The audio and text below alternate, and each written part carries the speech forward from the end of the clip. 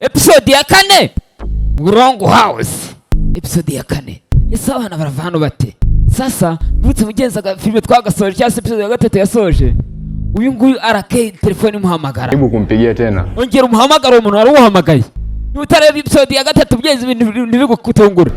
Ntago byashoka ngo nongere muhamagare. Mesahau. Ese mwibagiwe yuko iyo ngiye muhamagaye telefone hita izima. Cyangwa mwabyibagiwe. Awi. Ho. Ese barava mwinzu bate? Ho. Alikupigia simu ese ninde waruguhamagaye? Huyu nahisi atakuwa anahusika na hili. Uko byasa ko seru umuntu ufite isano n'imizimu. Ho. Kuri filime. N'umuntu ufite isano n'imizimu. Uhamagaye wese afitanye mugiye isano n'imizimu, cyangwa afitanye communication. Communication. Ya. Igifaransa twatwara kiza y'abantu batarize. We gute wizirangiro ukabutazi igifaransa nk'icyo ngicyo ariko sekwa. Mwanga we. Genzi nakagigi. Tugaruka mu mujyi. Ho. Tugaruka mu mujyi. Ese batuzaye mu mujyi bate? Tugaruka mugenzi hano ku wundi muryango uri ikigabo gisa n'icyarakaye. Kigabo. Ese babizanye bate? Ho. Ese nikiri gutekereza gukora? Tutafanya. Nikiri gutekereza gukora. Na ukiangalia makosa kweli ni hapa. Ese urakomeza urebe ibibazo biri kuba ko ukurikira komeza urebe. Na hii yote ni kwa sababu ibi byose ni wowe no kubera wowe. Mimi mwanamke. Ese uteke kiwa mugore we. Mimi unashindwa kunishauri kipi? Wowe ugura kungira inama nzima ugashaka kumbwira ibigufuka gusa. Sasa nikushauri nini mimi? Bana kugirihe nama? Kuri mwanamke ni hovyo. Wowe uri umugore mugenzi w'umunyane gira ubwoba gusa. Fai. Ho. Na leo na beba.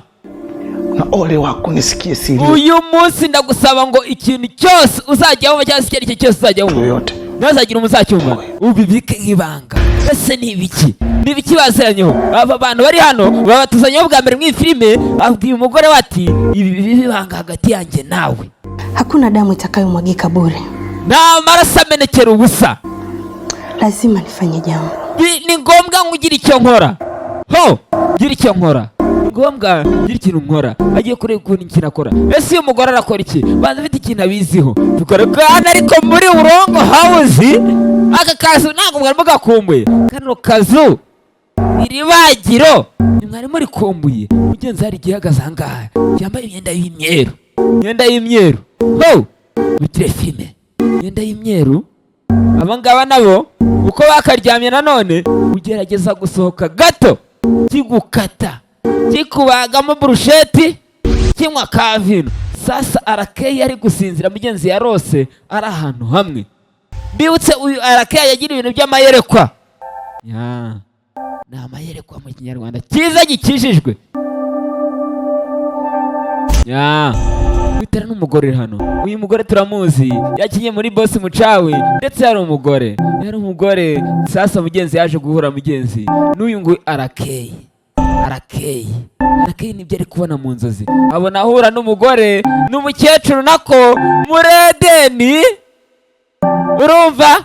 Abangaba disi babitoza ntabyo kujugumira nka bimwe Adamu Shaya yakoze ja. Wako ari kumunyereka ubundi. Urubuto Shaya Imana yahinze. Imana ihingura urubuto ukarurya. Ururya utese. Sasa arakeye ahagaze hano inyuma yaje cya kizimu. Nyuma ye umukecuru hano arabireba. Nyuma ye haza ikizimu. Cya kindi kijya kibica. Kiri hano kiramufata kirakurura kahita kanguka. Amukuye muri Edeni. Ntago mubibonye? Yaragiye kwihurira n'umukecuru. Yaragiye kwihurira na mamayi. Si mamayi se? Rakeye byaramucanze. Rakeye byaramucanze. Nguyu nawe niryamye nkubere ku gikumba. Ikurya rararinganye. Nakubwiye imiteto mama ufite ngo muryama kuri matera ngo za 25. Izo matera muryama ngo za 40 na kangaye. Ja ugeze mu baruzo uryama ku isima upaka. Hano ukuntu ariko abayihindura muryama ku itive. Ibibazo byagezemo nta kintu utashobora. Igerezo twazibayemo. Akora hano ugenze kuri kagasaraba kiwe ndetse kuri kakadari kwe cyangwa se ya dutse niko kamukije cya kizimu nicyo kigiye kumwica yakivanye agashoka arongera yibuka hano uyu mukecuru se tumaze kubana we kuko umuhungu wanjye pa nafasi ya pekee sana. Imana yaguhaye mugenzi ubushobozi kandi yaguhaye amahirwe. Ipo siku utakuja kuwaokoa watu. Hari umunsi uzakiza abantu benshi. Mateso. Sasa uyu ni nyina uriya musore Arakei ari kumubwira ati niba ari nyina, niba ari mukecuru we, niba ari Uncle Austin ntabwo mbizi, ariko ari kumubwira ati mugenzi Imana yaguhaye ubushobozi budasanzwe ndetse n'amahirwe, umunsi umwe uzarokora abantu benshi ubakure mu bibazo. Uzaba Mose uzambutsa abantu inyanja itukura. Uzambutsa abantu inyanja itukura. Wowe ntabwo ifi izakumira. Akora hano, akuramo mu gakapu, akuramo ya shapure. Fata hano ya shapure mama yamuhaye, mukecuru yamuhaye. Shapure yarayimuhereje. Ho! Ibi ni Arakei ari kwibuka. Mukecuru, Wote pale utakapokwenda, ahantu hose ugiye usisahau kuomba ulinzi wako. ntuzajye wibagirwa gusenga Imana. Warasenze uburiki. Ho! Warasenze uburiki. Mugenzi, sana mama. urakoze cyane mama. Urakoze mamayi. Uyu ni mama wiwe Arakei arangije akenyera umudari wiwe. Hano ari kuwukoraho ishapure, ariko ntabwo mujya mubona nanjye utu tuntu nwambaye kukwereka ko nyijijwe. Ho! Natwe tuba dukijijwe. Zaya ngo tuba dusakuza gutya meze nkawe. Aho nsengera si urahazi? Ntabwo uhazi. Niba utazana nsengera rero ceceka. Tuza twebwe baraduhaye imidari izajya iturinda. Sasa uko bakiryamiye buri wese aba yaryamye uko araceke. Ho! Uko bakaryamye hano, uko bakaryamye buri wese aryamanye n'uwe. Buri wese kila mtu na demo wake. Yara twaravuga ngo ni kila mtu na demo wake, sibyo? Ariko ni kila mtu na demo wake. Sasa umusore ari hano gusinzira, arebye akangutse. Ho! Sore Pentagoni uko yagakangutse kureba hano buri wese yiberaniye n'uwe. Sasa gute ngewe bicarana na mabebi hano buri wese akigira icyana cye, ngewe ndi wagwane. Gute ngewe naba Aroni simbe wagwane. Ukuntu bibipeveye. Pentagoni shabanza ari imbaraga aravuga ati nanjye reka nze nijugumire yako kuntu nisayika. Ntabwo umuryango mvuga, ariko ntaho tutara izo mvugo tuba twarazigiye ku mihanda. Pentagoni aza gusuzumira Sofia. We Sofia, umukobwa yitwa Sofia. We Sofia wambibawe. Sofia asinziriye. Sofia hariya ngo ni bya kamera byo ku mihanda. Kamera yo ku muhanda yarasinziriye. Pentagoni yaje kwegura baby hano. Sasa Pentagoni yarakumbuye shaka ukuntu yigira. Umva amagambo mvinjuga. Pentagoni, Si unanipenda? Vuga ko nkunda. Kuko ntabwo nkunda. Leo mimi nipo tayari kuwa na wewe. Uyu munsi niteguye kuba ndi kumwe nawe. Ndagira ngo injuga za Pentagoni ntabwo nzisobanuriye. Injuga za Pentagoni. Si unanipenda? Ntabwo nkunda kuko umukobwa. Nipo tayari kuwa na wewe. Uyu munsi niteguye kubana nawe. Ngwino nkurikira. Naje gutera injuga. Naje kubyutsa umukobwa nijoro. Pentagoni banza yafashwe we. Tujye he? Hapo kwa nje tu. Tujye hanze. Nshaka ukuntu twigira. Nakuri usigira ijoro abari kakajoro ko gukoramo kaburakeye. Kwani kabisa kwamba tupo kwenye hatari. Twebwe ntabwo rusiko turi bibazo no kuba dusohoke tujye hanze. Nakwambia kitu Sofia. Reka nkubwire. Ukiona wachawi wanawanga mchana. Aba bose ni abarozi rugukuru usanga ibyo urukuba nta rukubizi. Ntagira kumutera injuka no kumubeshya bese. Bimeze neza. Kwa sababu mizimu inatembea mchana na sio usiku. Ati mugenzi, imizimu igenda ku manywa y'ihangu ntabwo igenda nijoro. Ubi ijoro imizimu yaryamye katugenda. Umbe njoga afata ibintu akabicurika mugiye tuzi ko imizimu igenda nijoro, ariko iwe ngo imizimu igenda ku manywa we nijoro ikaba yagiye. Ngopa mwenzio.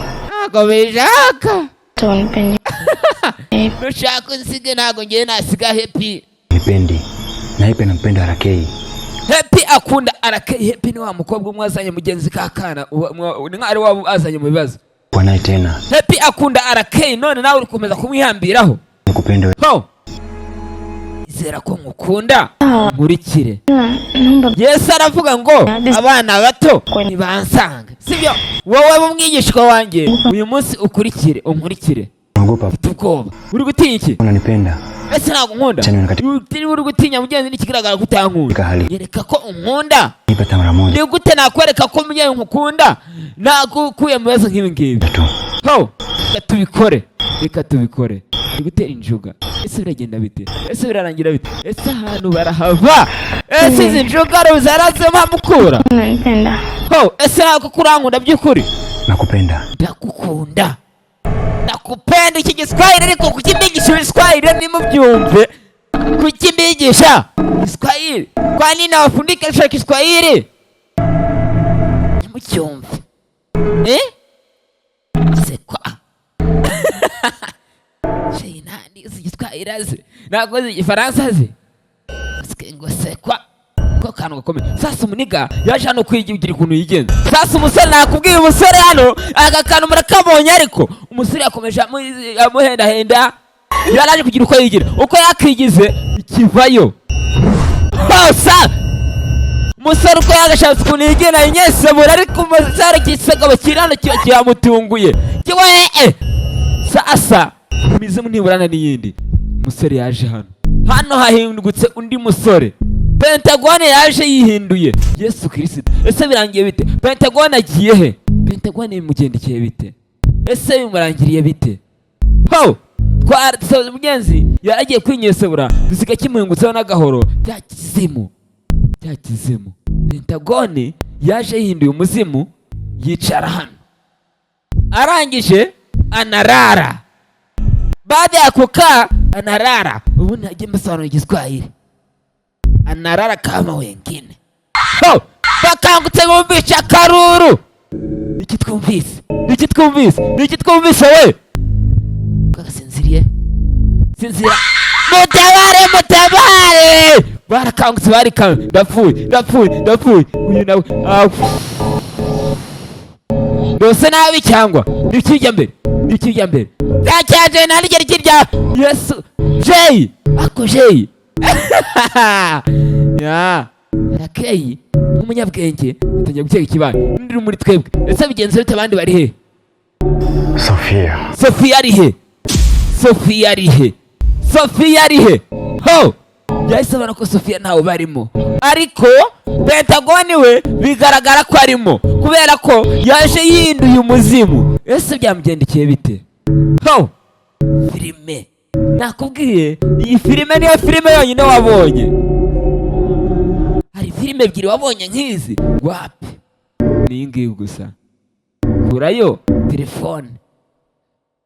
Nakubwiye hari ahantu ugera hagakenera ubwenge. Musore ukuraho telefone arafotora. Gufotora hariya. Ho! Ari gufotora ifoto y'umugabo uryamye hariya mugenzi akabona ntawe uhari. Akakantu musaga ko ari n'umuntu mugakeka ko ari umuzimu uzawufotore. Umuzimu ntujya mu ifoto. Ubutumwa buratambutse. Gufotora nta muntu ari kubona. Sasa aramuvumbuye. Urano umuzimu uryamye hariya ntago ari Pentagone. Weje nani? Hapa ndani kuna kitu.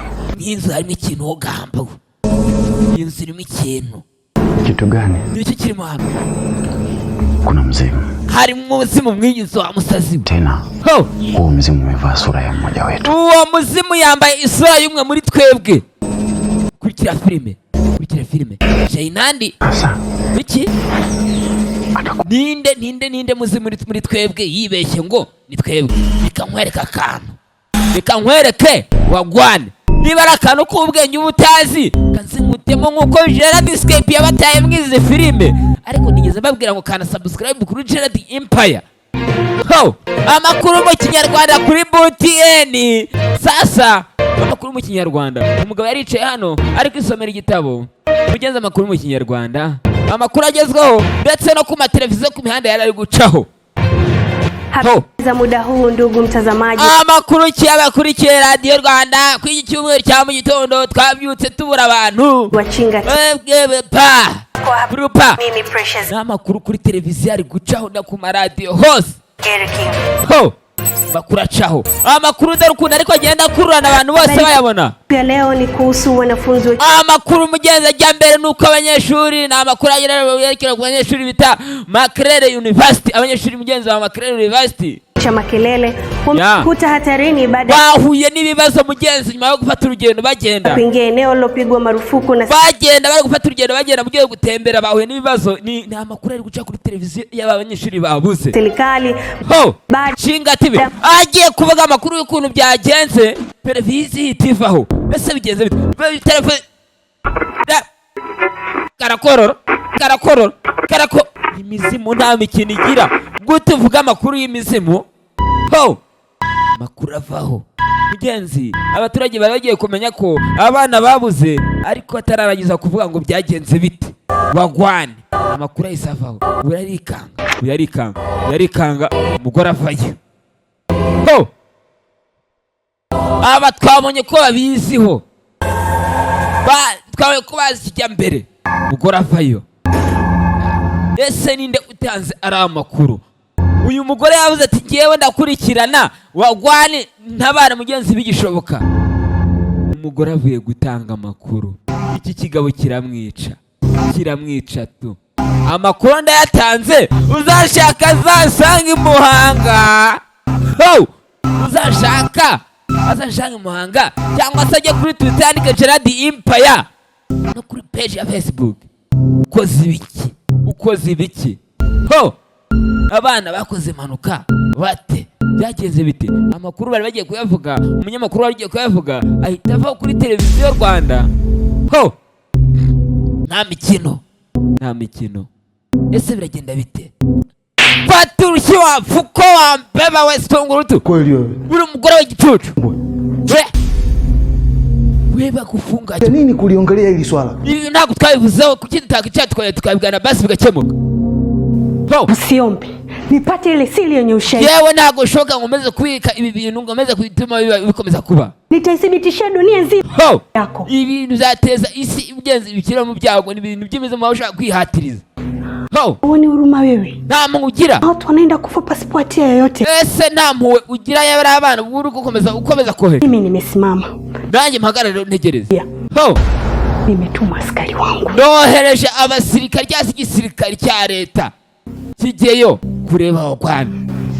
Wewe mwanamke ni mjinga eh? Uri kikora cyuri umusazi uri umurwayi mu mutwe w'umukore. Hivi unatuma askari unajua nini? Wowe uratuma abasirikari kumizimu wa musenzi we. Hiyo inihusu. Abatumye ntago windeba. Matokeo.